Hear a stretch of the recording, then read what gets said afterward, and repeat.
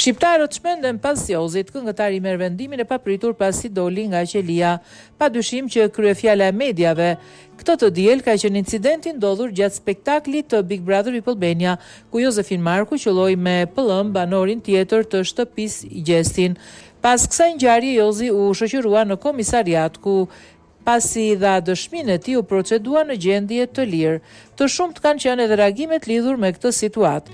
Disa prej ndjekësve e kanë përqafuar veprimin e dhunshëm të këngëtarit dhe disa të tjerë e kanë dënuar. Ata kanë shfrytëzuar rrjetet sociale të Jozit për të shfryrë inatin, por edhe për të treguar mbështetjen. Kjo e fundit është vënë re edhe në numrin e ndjekësve të ish banorit të Big Brother VIP.